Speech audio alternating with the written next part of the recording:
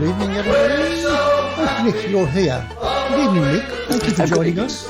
Welcome to the Talk Show, ladies and gents, girls and boys. After a 3-week sabbatical, the team are back. We're live, and here we go for the next 1.5 hours.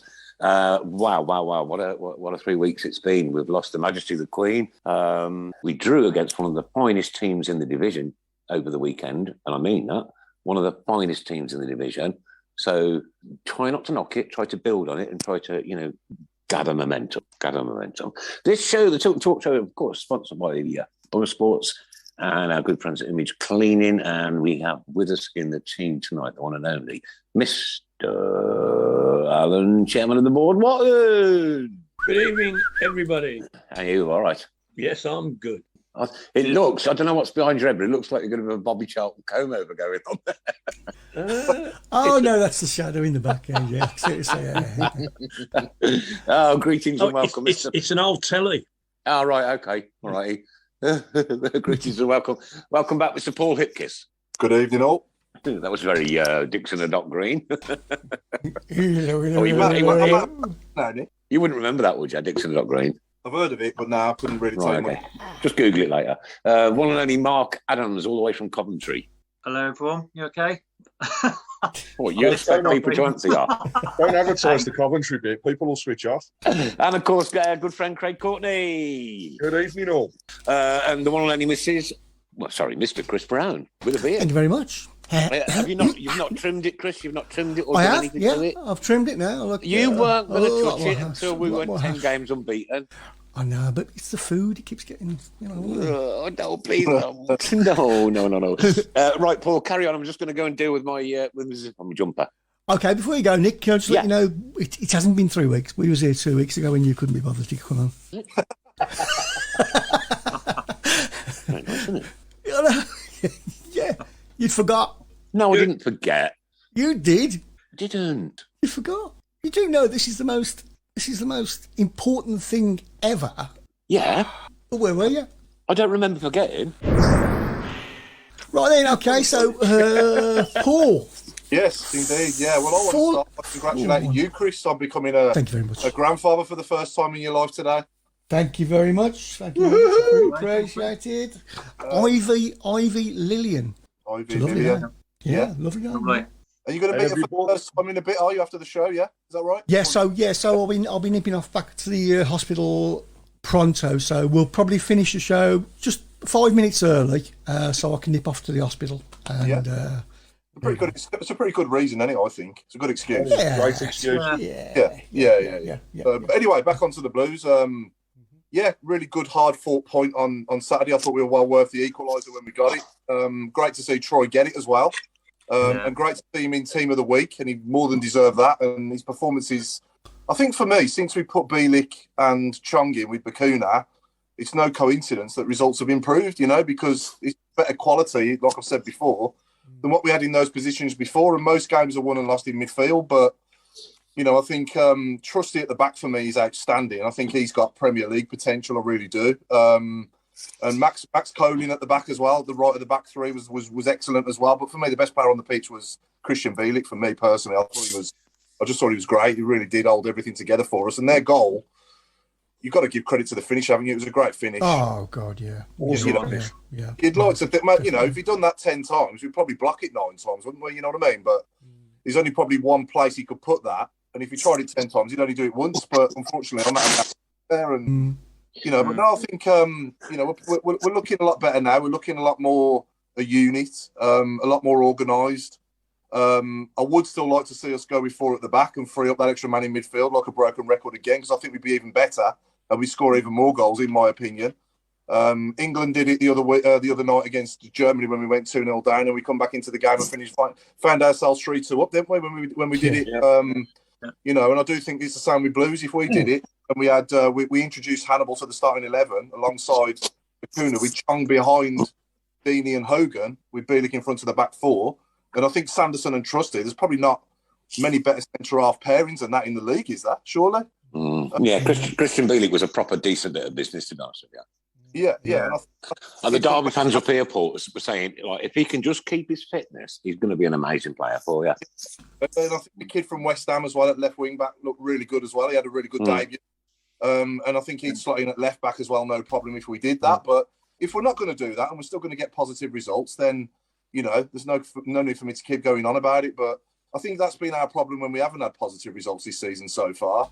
And obviously against Coventry and Wigan and Rotherham, games like that, it's you just want us to improve against teams like that, don't you? Because when we're getting results against, with Watford, we beat Reading away, and we get a draw at Sheffield United. It's it really is. It's what we've been like, isn't it? Really, against the better teams, we always do all right, and then you just want us to get the results against the teams that are sort of like down there around us, or have been in recent years.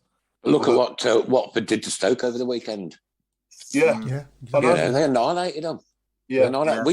We matched one of the better quality sides in this division, without a doubt. No, we did. Absolutely. Yeah. And I kind of, if we're going to play this formation away at Sheffield United, it's more understandable, I suppose. But when we're at home to Wigan and teams like that, you want us to, create a lot more than what we have done. So hopefully we'll do that when we play against the lesser, shall I say, at home. Try and get after from the first. Yeah. You're still making lots of noises, Nick. Is that you? No. Okay. My zip's gone. Paul keeps dropping in and out. Does anybody else experience? No, it's like a strange noise coming. What? You wanted to come in there, Mark?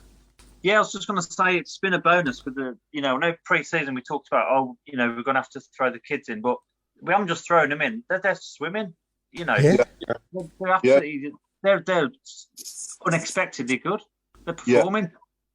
Before it's like make do amend, we'll have to chuck the kids in. We've got no one else. But they're absolutely brilliant. They're giving us options as well. Yeah. So they've been a real plus point, the kids. And it's been reflected with all the international call-ups as well. Yeah. So I don't know what Eustace has done, but you can't knock him at all at the minute. No. For like I say, a guy with no track record whatsoever. Yeah. I know he had Kidderminster and number 2 at QPR, but he's doing amazing. It's an amazing job. Definitely. The interview from Deeney, I think summed it all up as well when he turned around and he was like, we're not going to go away and celebrate and say that everything was perfect because it wasn't. No. He's openly admitted on there that we are far from the better team, but that team is coming together and he's doing exactly, as he put it, what the gaffer has asked us to do. And that does seem to be the difference. There's definitely this feeling now of a team that they're not scared. They seem to be before. We are becoming that team that's actually hard to break down. We're becoming that team that if you do concede, we're not dropping our heads like we have done in the past. And actually, we do come back, and sometimes we seem to be getting stronger when we're going behind and when we're up against it a little bit. We've been missing that for years. It is great to see it. Great to see it back. And I love the fact that also Deeney himself passed reference to the youngsters by saying, don't put the pressure on them. They're still learning.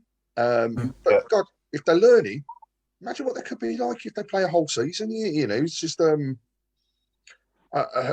knows now, realistically, who knows what will happen before the end of the season. But I don't think we're in that relegation scrap. No way. We're not playoff contenders. We are mid-table if we're completely honest. But I would love us to go on a run that puts us in a position where we say, oh, God, after Christmas, let's give it a go. We're safe. Let's give it a crack and see just how far we can take it. So, it's great. With that bit more consistency, though, and getting, the wins against the teams that I'm not going to say should, but you'd like to think we could more so. We could be playoff contenders. Who would have said Luton would have been in it last season? You know what I mean? They've got a little run together. If you can do that, you can get a bit of consistency, and you sort of open the game up to the opposition a bit more and take it to them and attack them more, create more chances, if you like. Then why not? Because we have got players out there. We have got players out there to score goals. What will happen though, Paul, is games like the one against Sheffield will breed confidence. Yeah. Absolutely will breed confidence. Look, mate, you can go and get a draw against probably one of the best sides in this division. Yeah? Yeah. Go out there and prove yourself week in, week out. Like you say, you've got nothing to be scared of. No, but the fans, we as fans do have to hang back a little bit on some of these youngsters, though. Like Troy said, don't give them that hard time, right? They're learning the trade. And everybody within the team, and certainly everybody out there at the moment, seems quite happy with what's going on. The thing is, in the starting 11, there isn't really any academy players, is there, at the moment? You know, in the starting 11, but they're doing a brilliant job coming on and seeing the game through for us. And you know, there were starting games obviously before we signed Chong and Bielik. But now, obviously, you know, they can take a back seat a little bit and sort of, you know, breathe themselves in a little bit more and get up to, you know, this sort of level, if you like, because it's a massive step up from the under-23s, isn't it? But for me, the most positive result so far this season is obviously winning at the Baggies for the first time in 17 years. Yeah, that was a fantastic win, that was. But battering them, I mean, that's the, you know, some of the football then, you know, we're talking about the way Sheffield United look as though they're the best team in the league, but if anybody had switched on looking at us neutral on that game, they'd have all been turning around saying, my God, what's going on there? Because we were, at times, totally unplayable. And the difference, for me, I think we said it a few weeks ago, but Deeney in a number 10 role, it seems to be his position. He's creating the chances. Never seen him win as many headers as what he did the weekend. You know, he was there, getting the ball, getting the flick-ons. But he's also helping. He is definitely bringing some of the positives to the kids, helping them along. And for me, now beginning to show his worth. But I echo everything you just said there as well, Craig, for John Ruddy as well. He's made Oh, what a signing. Oh, brilliant. Yeah. He'd walk into any, and again, it's not a broken record before, but he'd walk into any championship side, Ruddy would. He's that good. Yeah, he's probably I just wish he was a bit younger. Yeah, never mind. Watto wants to come in. It surprised me when we signed him, but yeah, it's a masterstroke. I mean, he hardly had anything to do, but at the end, when he made that save, it got us that point, basically. You know, that's tick the box. That's the point that he's won us. And his command of his box is impressive as well. I was listening to WM the site today, and Wolves fans certainly put down their demise to the because of Ruddy going. You know, the same because he was such a backroom player as well. You know what I mean? Geeing people up and so forth. That was also interesting to hear in Daly's interview. He talked about Mike Taylor. And it's not all about goalkeeping as in our goalkeeping, but actually he got the strikers together and told them what their goalkeeper was like and what he was prone to doing. And the fact that he says he doesn't come out and make himself big, he just goes for it. And that's exactly what happened for us to get the goal. So it just shows the worthiness of the backroom staff. You know, we've mentioned Eustace, but the backroom staff are also doing an amazing job at this present moment. I thought that was fantastic. Yeah, I never thought about that as part of the goalkeeping coach's armoury. You know, but of course, who knows better than him? Can I just say I've not for years heard a Tilton talk show so positive. No, I mean that, Alan. I genuinely mean it. It's early days. Positivity, Nick. Goosebumps. It's early days, mate. It's early days. It might be, Chris, but it's so nice to have a bit of positivity for a change. No, I agree. Yeah, totally agree. I think with the stuff going on off the field as well, with the Richardson and Lopez thing, you know, still going through approval with the EFL. You know, we hope obviously and pray that one day that will go through and we can have some investment from them as well, or even more investment from them, and obviously they can get back and move forward with it. You know, I think the first thing they'll do once they do get the green light is sort the stands out, won't they? They'll sort the lower cop and tilt, mate. Oh, please, God, please. No negativity. No negativity. No, you're right, Alan. You're right. No You're right. Them blue seats look absolutely beautiful on the TV. We could put another 20,000 seats and it wouldn't get us another point, would it? So no, not at all. Ruddy could be worth an extra 10 points, though, couldn't he? To be fair to him, he could be worth an extra 10 points or so over 40 games. Yeah, absolutely. But we're averaging less than a goal a game against us. Yeah, which is, compared to the last 3 or 4 years, that's remarkable. The problem is, of course, we're still -2 in the goal difference. We're not scoring enough.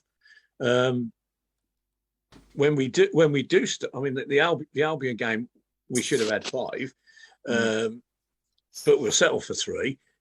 We could have had a couple more on Saturday. But obviously, you'd have bitten the hand off for a 1-1, wouldn't you? Yeah. I mean, you think that if not should have gone in, he could have gone in. There was one that Chong had very early on that he smashed it against one of the defenders who got his back to him. And there was one with Hogan where he again a flick on header, which seems to be. These crosses, especially from what's his name, the winger, seem to be finding him, and he does everything right, but he's just not found the net with them. One of them will go in, one of the days, and I've probably said this for 5 years now. I know we beat Luton last year, but what we need to do is give somebody a good idea at home. Yeah. That will lift everything. We've not done that. I mean, Bristol City last year, we were playing Saturday. We beat them 3-0. And we need that would do nicely Saturday, wouldn't it? I'll set up for 1-0. Pardon? I'll set up for 1-0, but yeah. I know that. I know we take 3 points, but I know what you mean. Yeah, we do need to smash someone. Yeah. Can we score in 5? We haven't smashed anybody for years, have we? No. The way we play, do you think we couldn't smash someone by 5 goals? Or we don't create that many chances, do we? Really, over 90 minutes, Well, we need every shot to go in, probably. I think, Paul, it's going to be one of those. Isn't it? It's going to be we're going to thrash somebody 5-0, and we're going to go. We never saw that coming. No, exactly. Yeah. It's the 6-0 that aren't illegal ones, though, Chris. Yeah. That's where we need to play 4-4-2 to score 5. I totally agree with you. Yeah. Definitely. But it's all very positive on the shout box anyway. Right, okay. Slight change of tact here at the minute, and we'll come back to you in a second, Paul. I'm going to dedicate this show tonight to a Blue Nose who's in hospital at the moment, and his lovely wife, Tracy Hemming, and amazing son, Bradley, who is a member of the group Honey, I Shot the President. Has been really, really, really poorly. He's got a massive white patch on his lung. Been speaking to Tracy over the weekend. Tony's made good progress today. Kind of dropped his oxygen levels, and he's managed to keep his personal oxygen levels quite good. So that's a little bit of positive news. He's still got this very large white cloud on his lung. Obviously, we all want to hope and pray that it is just a pneumonia. And nothing worse, but just send all the positivity that you possibly can, right? Tony Hemmings, lovely bloke, really nice guy. And Tracy, of course, one of her own, tenor lady, and Bradley, who's been in, I think, a couple of times, hasn't he, Chris, Bradley? In the past, yeah. And I don't know if they've got any more children, but that's about all I do know about them. But, Tracy came up here the other week, was dancing her head off for all night long. An amazing woman, lovely woman. And so just keep your thoughts positive for Tony Hemmings this week. And let's hope that we can get him out of hospital and get him back with his family again. God bless you, my friend. Take good care. Now, I've been asked to read a little poem. It started when I was 5 years old, being there in the crowd, feeling the passion, the ground shake, my blood pumping through my veins. And from that day, I wanted to be in the crowd as we scored, for it was home. It's where I felt alive to sing until I lost my voice. So when I get asked why the Blues, it's because of the family and a big thank you.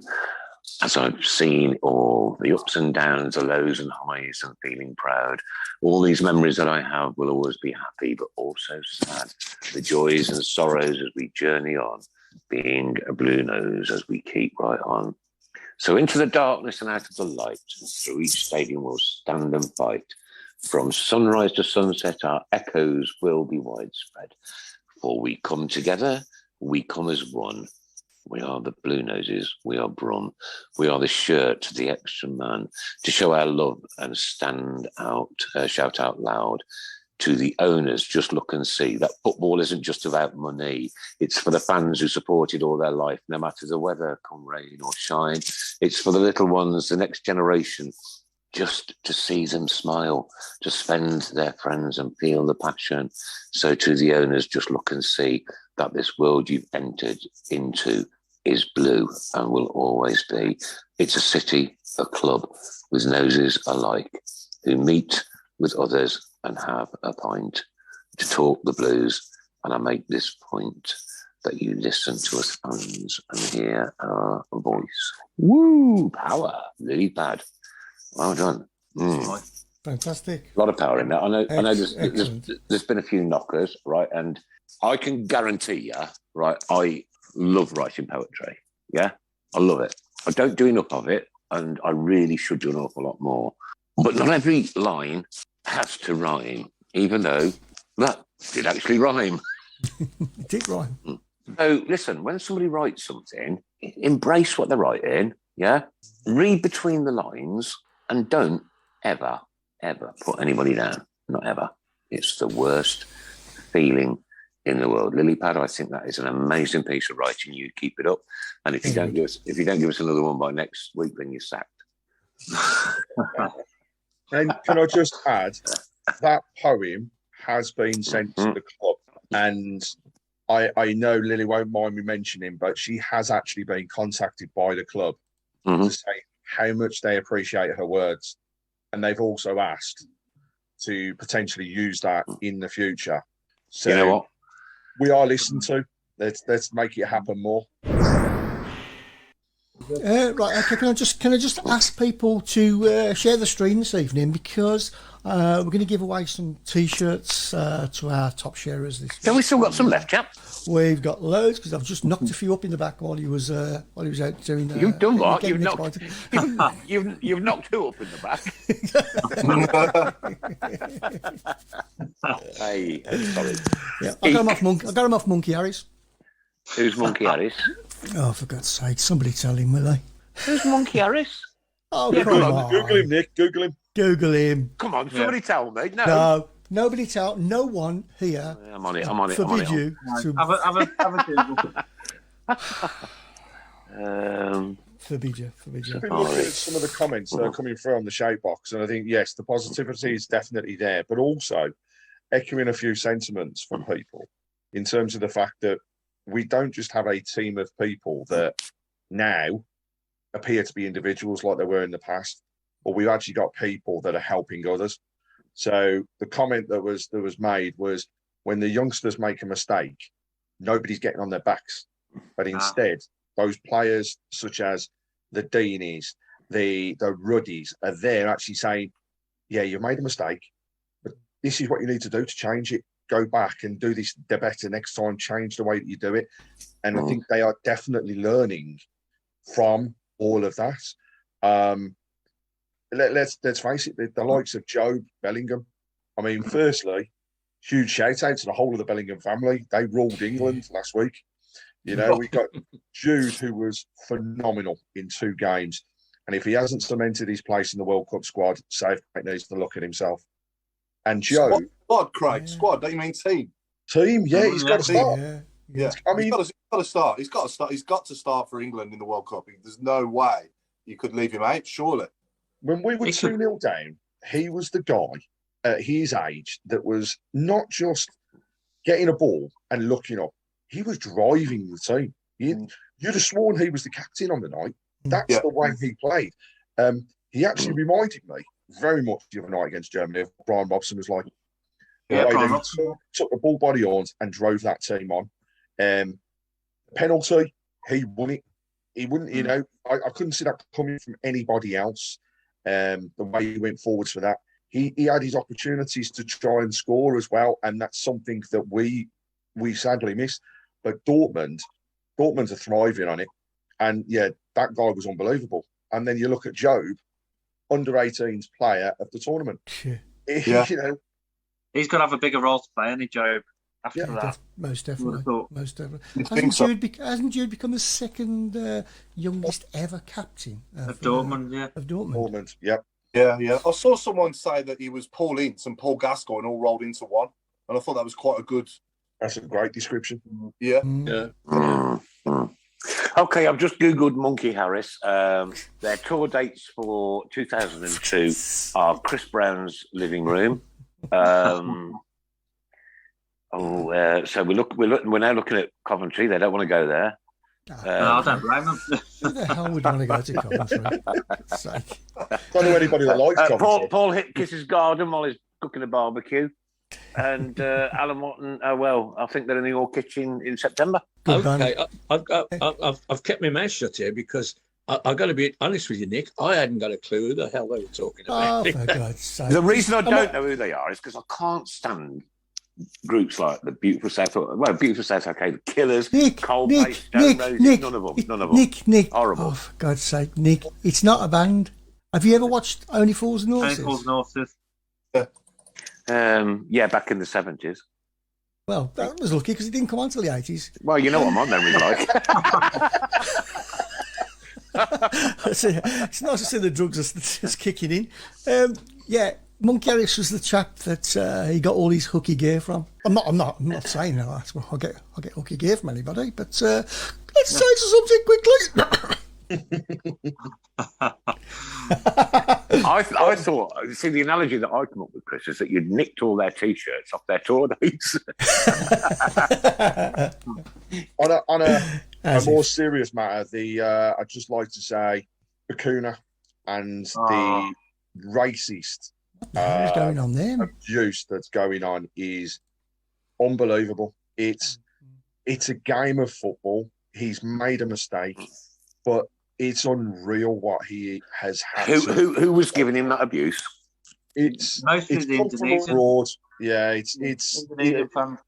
The Indonesian fans after the game, where he a bit of petulance. He got himself sent off, but you know what? He's young as well. He is still learning. But to give him and also just going through the club as well. This isn't just targeted to him.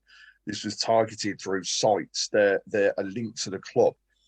He's unbelievable. And I've said it in response to Birmingham's announcement, but there is no place in this world, let alone the game, for racists. Stay away. Nobody likes you. Nobody takes any notice.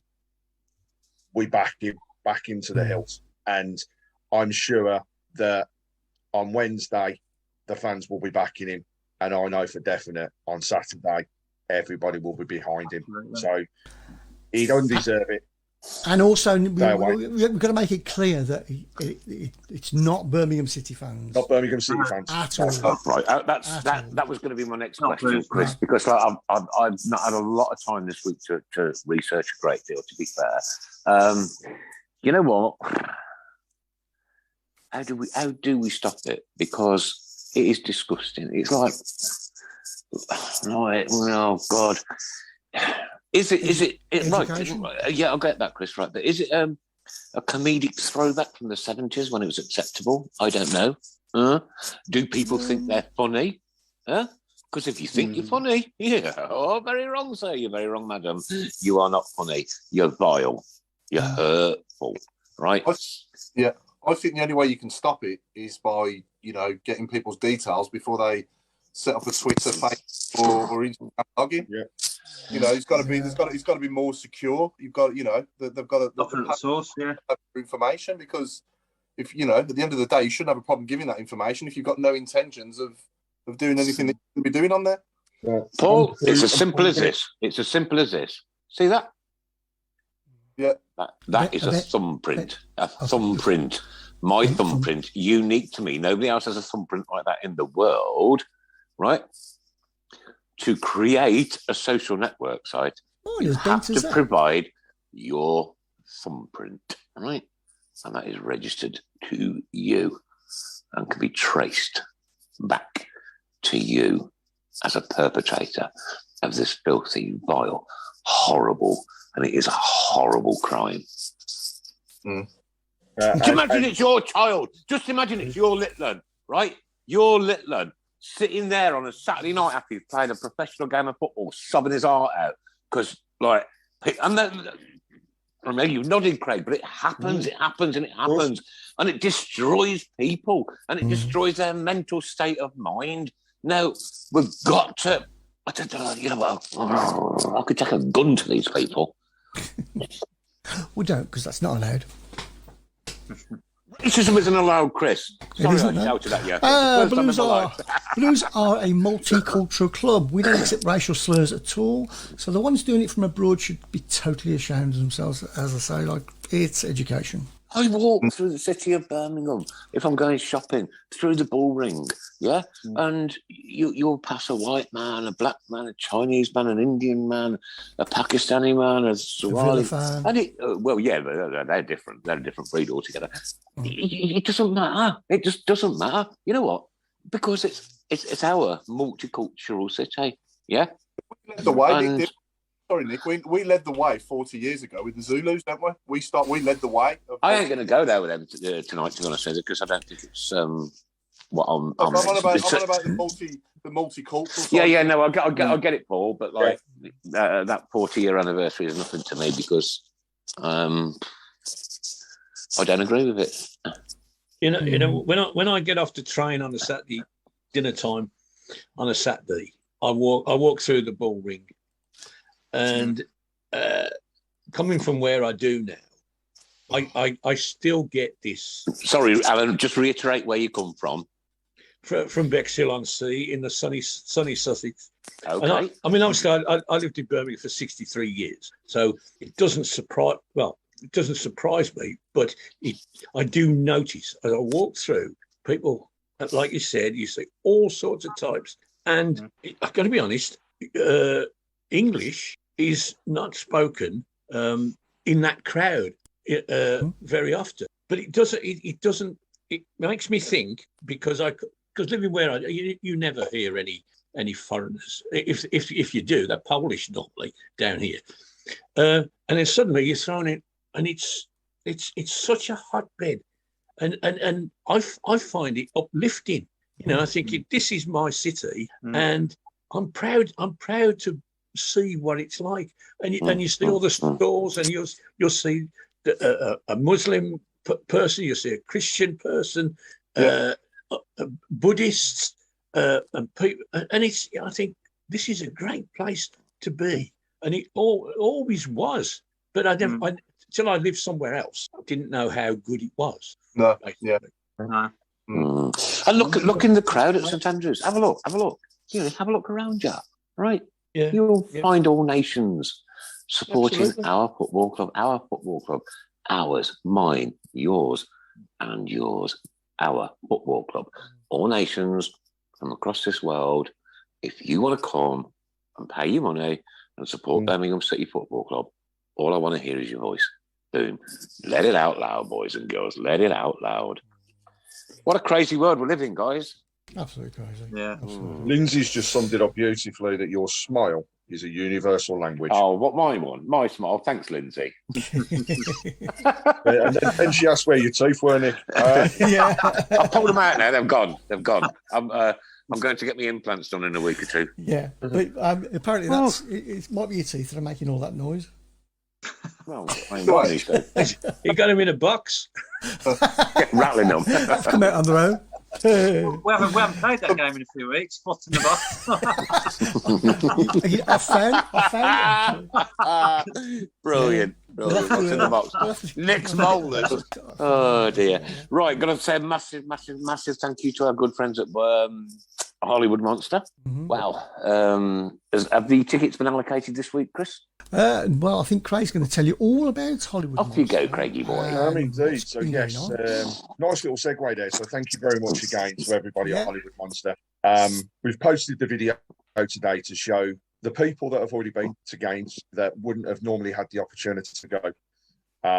That through Hollywood Monster and ourselves, we've been able to achieve, which is a huge thing, and he's really going down well.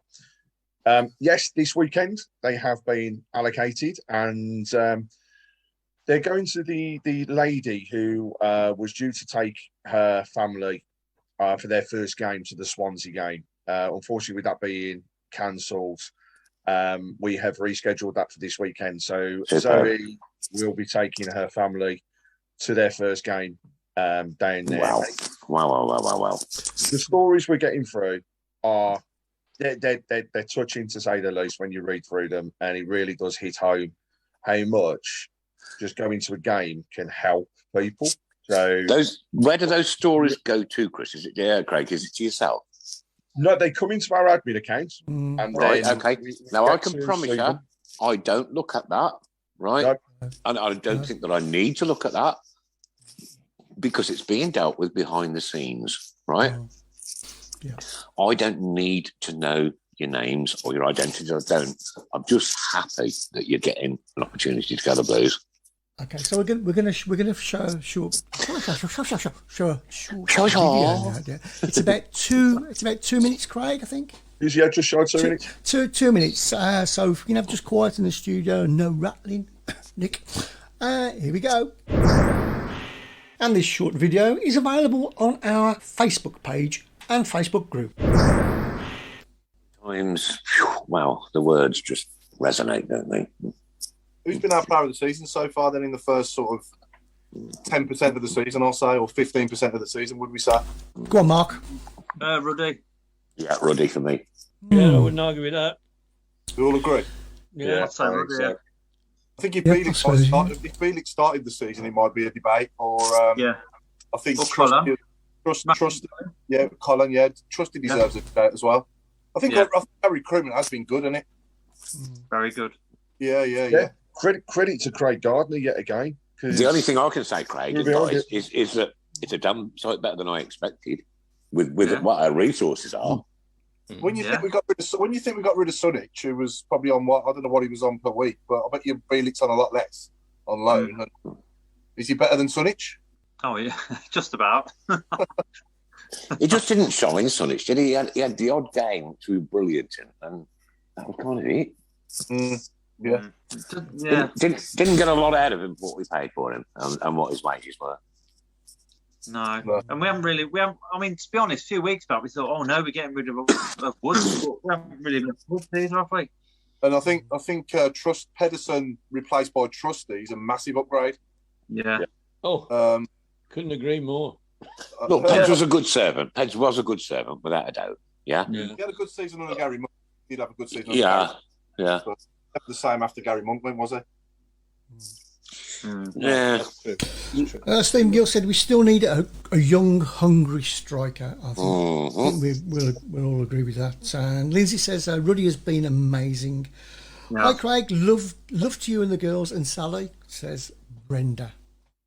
Oh, Hello, Brenda, as Brenda. always, look to you. Come as well. on, Blues.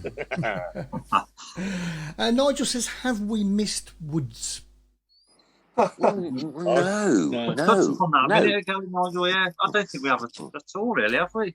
I've got to be honest. I hold my hands up. I thought we would miss him. I thought we really would, not just would. I thought we would be in trouble. Yeah. To be honest with you. Yeah. I think if we hadn't signed Bielik, we might do. We might have been doing him. Oh, yes, that's fair. That's fair. Yeah. It's a good point. Yeah. I watched the highlights of the whole game. Goodness me! No wonder they sacked their manager. That was shocking. Yeah. I'm glad you said shocking. And the first bloke I saw, the ginger-haired man, was him. And I thought, well, we haven't lost much here. No. And I think before we had Bielik, I think again with the kids in midfield, they were no better or worse than he was. No. obviously we've brought better players into that midfield now. But I mean, when we were relying on the kids, we said, "Oh, if we'd have had him back, would he have done any better than they did?" Don't think so. No. I think we all said it after the one game where Gardner came back and unfortunately got injured again. But we was all like, "Oh my God, what are we going to do now? Gardner's not there." But actually, he's probably now fourth choice to get into the centre of midfield when he's back. At the time we said that, obviously we hadn't signed Chong, had we? Oh no, I didn't see that coming. I must say it was an absolute bargain for just over £1 million. Absolutely, yeah. What we paid for him, was it? Yeah, about 1.2 million. Yeah, it was. Yeah, I think it was. Yeah, that is an absolute bargain, isn't it? Yeah, fantastic. Did anybody see the video they made of him coming to the ground in a taxi? Oh yeah, that was absolutely brilliant. The only thing was, it came on. Well, I got to see it just as they were announcing that we'd lost this striker because of his. So it got lost. But it was brilliant, when he said, I'm here to stay. And that's the first, I've been waiting all day, literally, watching on and off. I've been waiting, why haven't we signed Chong yet? Thinking he'd come in on loan.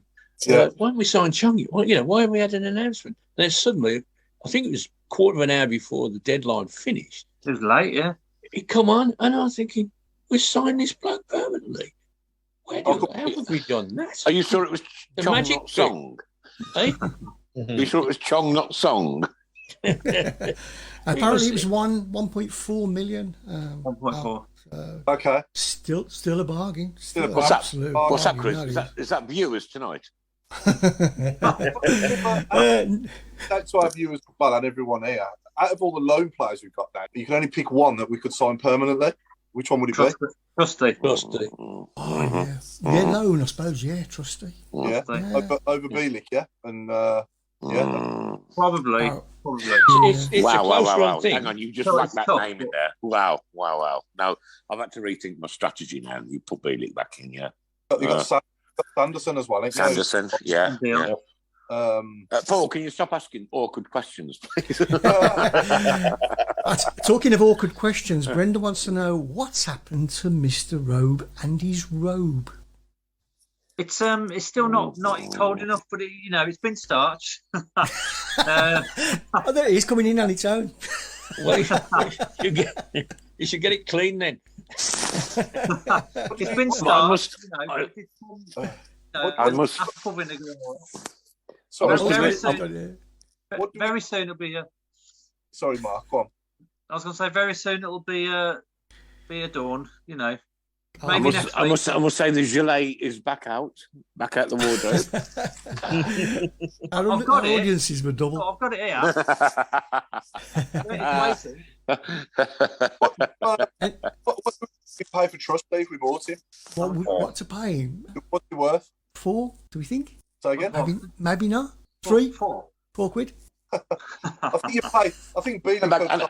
You got a chance to get him Bielik for a good price. But Trusty, I think he's got the potential to be double figures in the millions. I do. I think he's that. He's not quite there yet, but he could be. If we could get him now, if we could get him in January, get the investment in by January, and we got 3 or 4 million to spend on one player. I think it'd be worth it, don't you? Yeah. Reminds me of the way Matty Upson was when he first came to the club. That what a player that then stood out, and could on a run can be worth, like you say, tens of millions. If you compare him to some of those Premier League players, those that have signed for 60, 70 million, I'd take him any day over. Look at Man United and how their defence was made to look very, very silly at the weekend. Yeah. And they had, one player on there that was 70 million in defence? How much would it cost for a pair of new headphones for Nick? Right, who wrote that? Talking 10 million again, ain't you? Like Trusty. Arsenal wouldn't accept less than 7 million right now for me. Really? I think he's probably right. Yeah. That's about right, to be fair. They'll have scouts at the games when they're watching him. They've got to have them, right? Yeah. Oh, yeah. Must have. Yeah. And then don't forget as well, there's also Harley Dean's been offered an olive branch by the look of it, hasn't he? Yeah. Doors open for Harley Dean again, with especially Roberts being out. We're light. If we're paying his wages, let's get him involved. I mean, you've got Nico Gordon to come back as well. Nico Roberts as is well, yeah.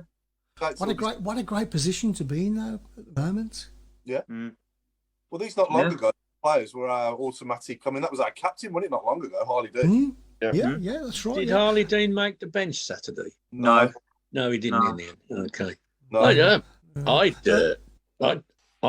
I'd use him. I certainly have him on the bench every week. And until we get a full complement of defenders back. He's a professional footballer, and he's never, like him or dislike him, he's never given less than 100%. He might have had a nightmare, but he didn't hide. He always, he came back for more.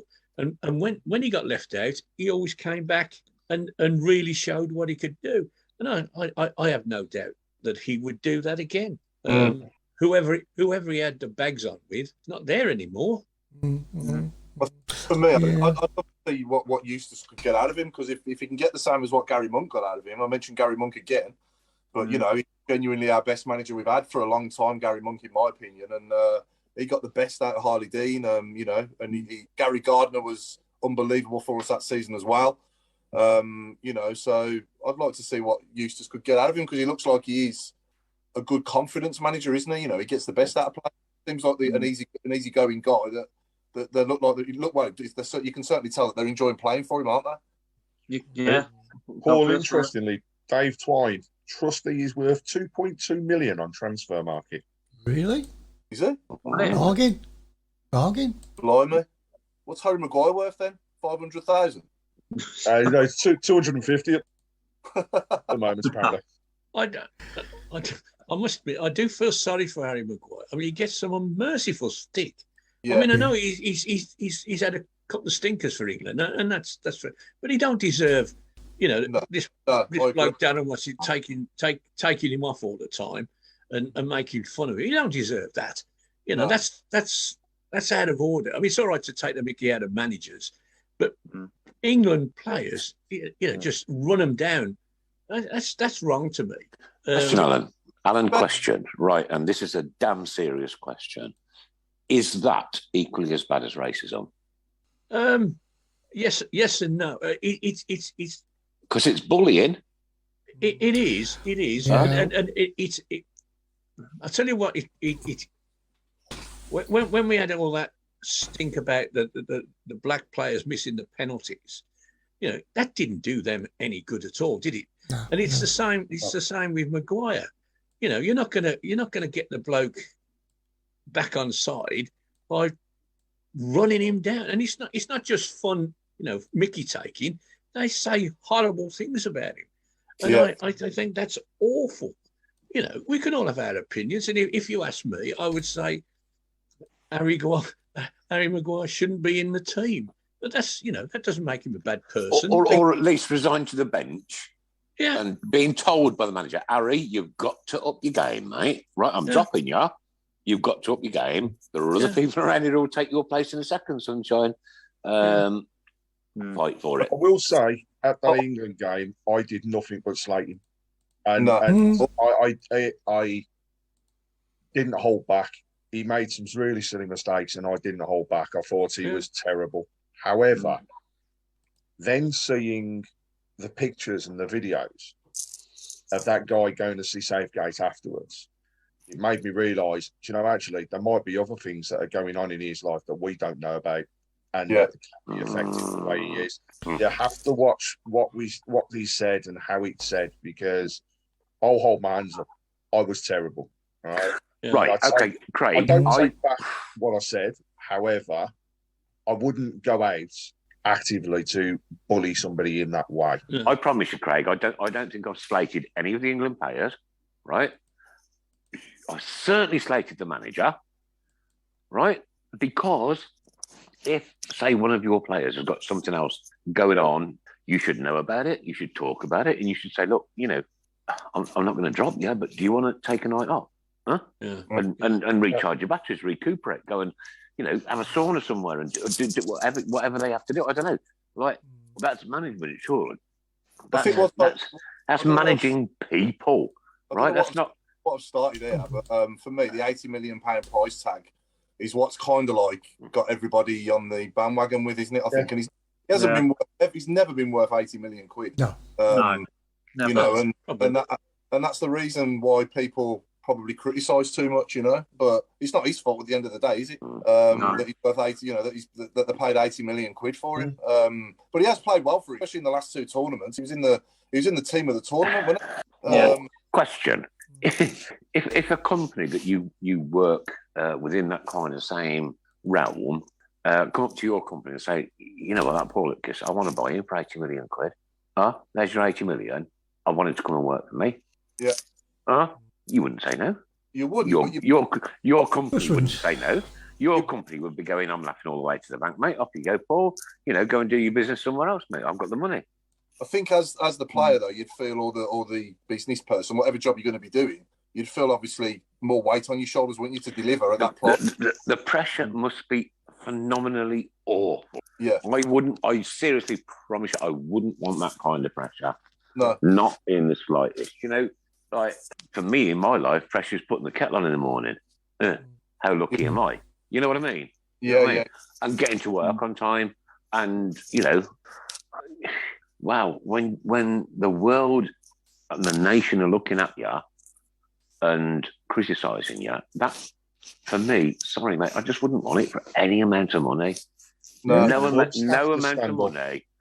amount of money would coerce me into going, you know what, 2 million people are going to criticise you this weekend.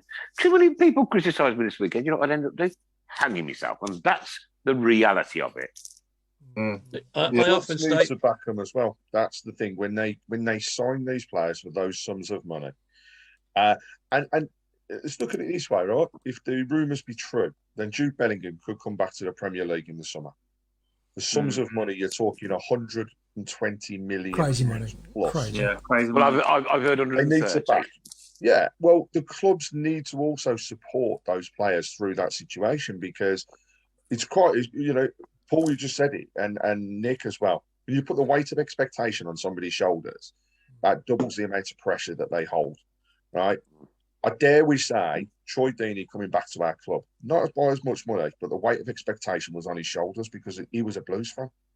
He was expected to come in and go and score 25 goals a season. Yeah. He didn't. He took abuse. Harry Maguire, £80 million. He was expected to go and win Man United the next title. He was expected to be that next big Rio Ferdinand in the centre of defence.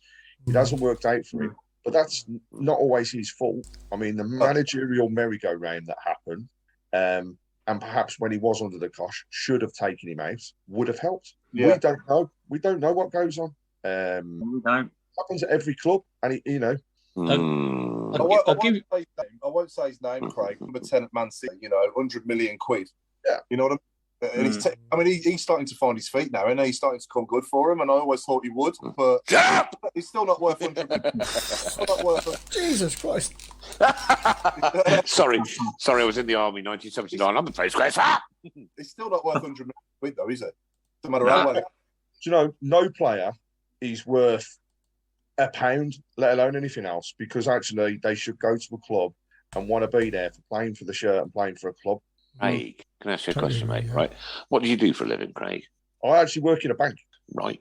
Okay. Now, so it's not really work. I'm not going to ask you the bank that you work in, because that's off, right? If you were the best, are you a teller or a bank manager or what? A teller?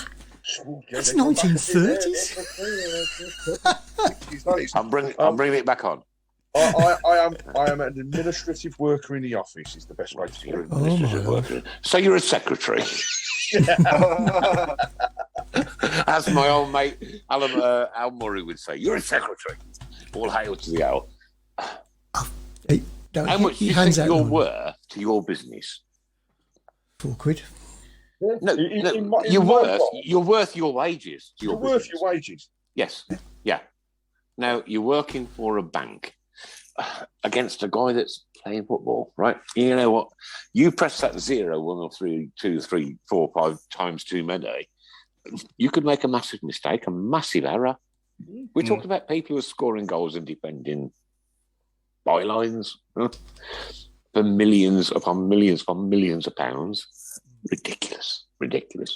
I'm conscious we've got to go early, and we haven't done the underrated unsung heroes 1 to 11. Second central midfield. So who is it this week? Second central midfielder. In the midfield so far, we've got Damian Johnson on the left. We've got Peter Shearer in the middle. Should we go right mid? Right mid. Okay, yeah. Right mid. Let's go right mid then. So I'm after an underrated, unsung hero, right-sided midfielder or winger, please, from everybody. Okay. I'd go John McCarthy. That's not a bad shout at all. Yeah. Was he underrated, do you think? Or yeah? Well, he didn't get the credit for the hard work. Somebody just agreed with you. Twice playing for us. Did you? Yeah. Does Jermaine Pennant get the credit he deserves, do we think? Jermaine Pennant, I don't know. He was a little bit of a prima donna, personally. He was a great player, though. Great player. And then he went to Stoke. I don't know. Jermaine Pennant, for me, didn't we do it? Well, while people are thinking of that, the takeover. Question, what's people's thoughts on Maxi and Paul? I still want it, says Stewart. Well, they're interested. How long are they going to... That's my question. Sorry, I think they're already there. I think they're well and truly embedded in the club, but we're just waiting for that final ratification from the EFL. And I mean, the other thing, people have seen the announcement that was made in regards to the figures last week. Right, they stated in there that there was investment. There was the 21.6% being sold. So the board have publicly announced that it is going on. I just wish, whatever it is that's holding the EFL up, it's to do with the current ownership. They've turned a blind eye to what's been going on at the club. Why are they taking on to it now if they're holding on for that reason? If it's not that, whatever the reason, get it sorted. We're on a high at the moment. It'll be even higher when that goes through. Not be funny, Craig, but we're on a little bit of a high, not a massive high on the pitch. Yeah, a little. It's only a little, and that could just tailor up on Wednesday. It really could. It could. Yeah. But why do the? Well, my question, sorry, Chris, is why do the EFL? Why are they taking so long? I don't think that's a bad thing, though, Nick. Because really. After what they allowed to take over us last time, they don't want to mess up. They don't want to mess up. Yeah, they're probably. No, Paul, I get that, but then why haven't they been taken to book over it? Like they docked us 9 points. Huh? How do we know they haven't, though, Nick? Yeah, we don't know. I mean, for me, that announcement. Oh man, this one's blagging my head tonight. It really is. Was David Cottrell underrated? I think so. I was going to mention David Cottrell when we were talking about what's going on in people's lives. I used to frustrate me to death. David Cottrell. He'd have a game where he'd whiz over beautiful crosses. He'd take a free kick and score in the top corner, and then the following week, he'd frightened to death. He wouldn't tackle anybody. And he was awful. And I asked, what is it with this? And then, of course, after he left us, we found out the terrible time he's had as a professional footballer. And you're thinking, you feel guilty thinking, well, I've given that bloke so much stick. And if I'd have known half of what was going on in his life, you wouldn't dream of criticising him. You'd praise him for actually getting out there and playing. Alan, I can tell you now, right? You 5 people out there, I love you all my heart. I promise you that, right? But I don't know what's going on in your life, Mark, your life, Craig, your life, Paul, your life, Alan, or your life, Chris, behind the scenes, right? Behind the scenes. And just be nice to people. It's nice to be nice. Just try and be nice to everybody. Cottrell is mad as a box of frogs. Says Pete. He's a bit. Right, I want to know who wrote that, please. I really want to know. Pete Taylor. I have seen some of his stuff on. He's into his conspiracy theories, isn't he? He is, isn't he? On Instagram, he's a bit. Woo. He's into some of the stuff he said is quite controversial, really. I don't do Instagram, so I don't know. Yeah. Very, can I also just quickly put up a picture of my new granddaughter for everybody to have a look at? There we go. You can't see, but everybody else can see. It's my new granddaughter. Beautiful. Ivy. Beautiful. Ivy. Congratulations. My first grandchild. Where's the Ivy blue- Lillian. Chris, where's the blues top? Oh God. Her dad's a Villa fan. What? It ain't on, is Yeah, it? dear. Good point. You agreed to that, Chris. I mean, I know, come on.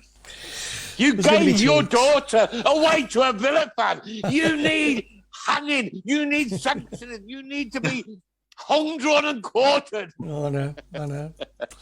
Like people's headphones, Nick. I know. Oh, yeah. Yeah. What was I going to say? It's gone now. We just had a great shout, Ian Rogerson. I thought was a good shout from. Yeah. Ian Rogerson. He's been on, hasn't he? Paul Hansen. Yeah. Hey? What do you say?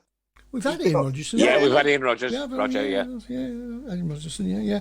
Now, Ray made a comment earlier regarding our away support, which I have to agree.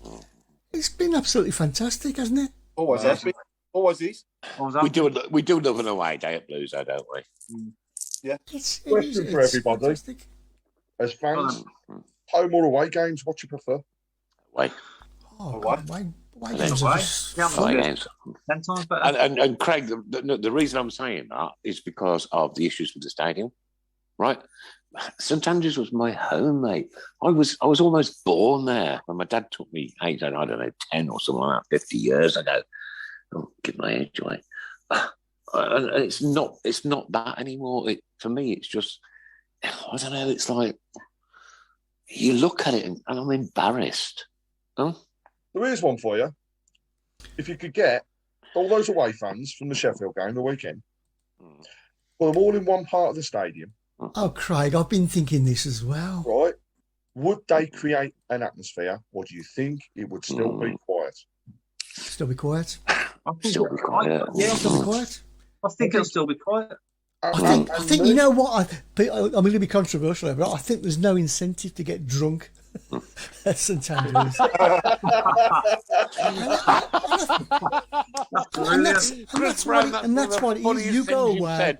That's one of the funniest things you've said in 11 years. It's mate. it's so true, though. I mean, away days were awful. You know, how much can we get down our necks before the Exactly. game starts? On the bus on the way to Huddersfield with a coffin underneath in the hold. You know what? That's what it was all about. And the mosh pit. I was in that mosh pit. I was 56 years old, and I'm in a mosh pit for 15 minutes. I'm surprised I just didn't die. Yeah. Don't you know what? To answer your question, I agree. I had the time of my life doing it. I promise you. Don't you think that when you go to an away game, your expectation is modest? You know, when I turn up at St Andrews, doesn't matter who we're playing. I'm not satisfied with anything less than a 3-0 win. And I'm saying that as it's a subconscious thing, if you like. You know, I'm expecting us to win, and I'm expecting us to win well. So anything less than that is a disappointment. When I go away, I'm happy with a point. If we win, I'm ecstatic. If we win in London, I'm double ecstatic. And it makes for a great day. And if you come away and you got beat, well, at the end of the world. If you come away from a home defeat, goodness, I tell you what. Yeah. When you've got beaten 8-0 and you spend 4 hours on a train coming back, that was hell. That was hell. And I can tell you the absolute truth, mate. I was actually genuinely, and this is so funny, I was actually genuinely in Dunelm on that day. I promise you. Oh, God. Fancy showing us all that one. All right, it's 8:45, ladies and gentlemen. So here we go into the last 15 minutes. But Paul, guess what is that subject tonight?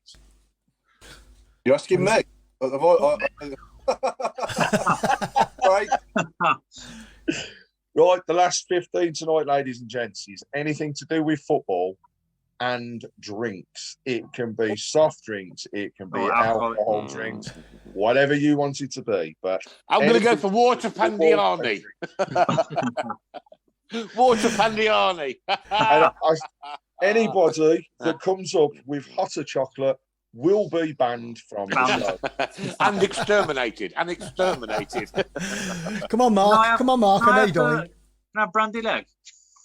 Andy leg. Brandy leg. Brandy. Was that really worth the hour and a quarter wait? Oh, was it worth a breath? I enjoyed it.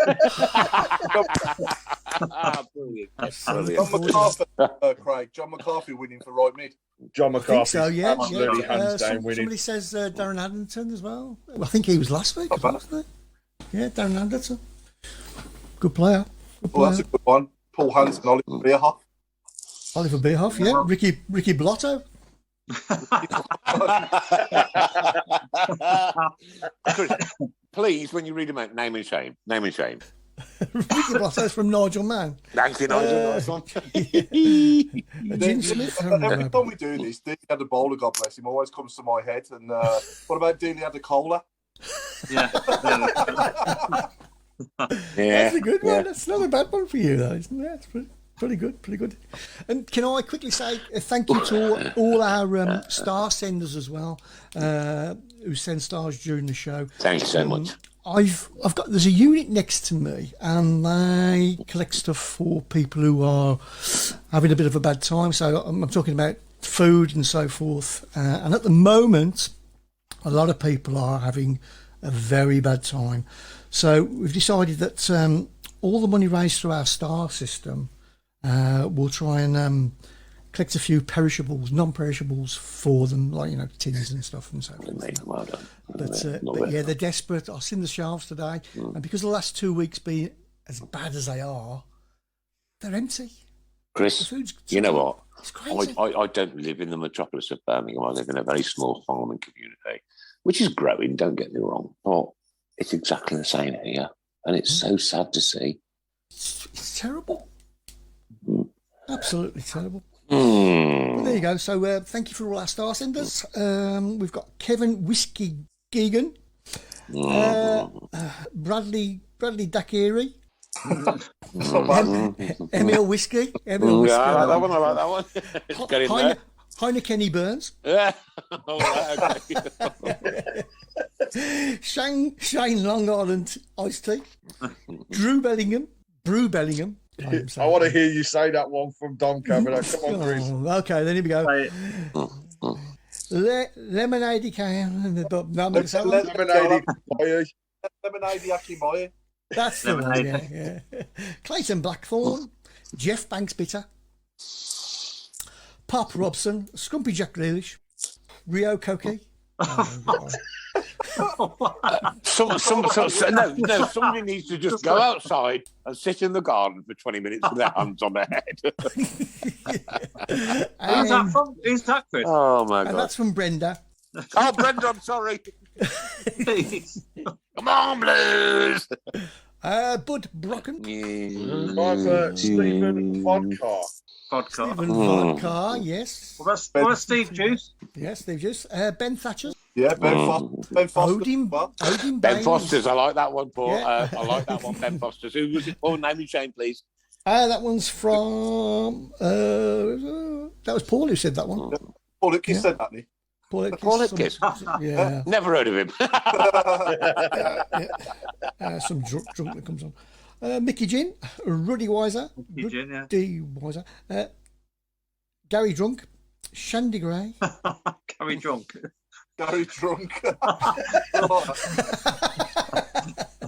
and Andy Legless. Can we have Andy Legless? Andy Legless, yes. Leave it. Don't go there, please. Roman Savage, David Gin Nola. Hugh Johns, Craig Short. Did anyone watch fantasy football? Remember fantasy football we were doing? Oh, it's class. Yeah. See the new one. The new one with Matt. I've seen the new one. I'll tell you what. I was impressed. It's never going to be the same, but they've given it a good spin. Yeah. Yeah. It's worth watching. Yeah, it's worth watching. I think. Yeah, I enjoyed it. I did. Yeah. I used to love the original. Oh, the original was one of the best shows ever. Class. Yeah. Tilton Tonic, Statter, Tequila, Hung Ming Sunrise. Martini O'Connor. Martini O'Connor.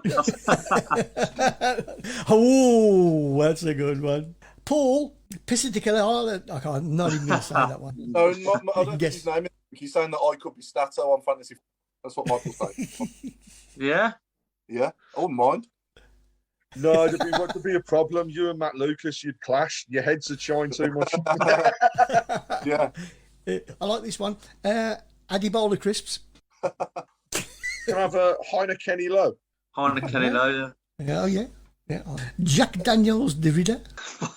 Nobody. I can't believe nobody said Danny Drinkwater. Danny Drinkwater. Going back to our central midfielder. Who do we think's in the lead now? Right-sided, isn't it? Right-sided. Yeah, John. It's still McCarthy by an absolute mile. Yeah, it's got to be. Nicky Bucardi. Right, Frank Worthington. I've got one. Oh, yeah, I like that one. I've got one. Sir Half Ramsey. So did Nick have to go off to go to the toilet? I went sit on the toilet for 10 minutes to think of one. No, he's actually thinking he's got it written on the wall. What about Jonathan Shandy Bass? Oh, yeah.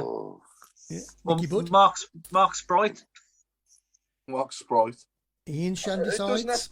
If it's anything to do with Shandy Sides is a good one. That is good, Chris. Who's right? Name is Clever, very clever from Ray Arbro. Uh-huh.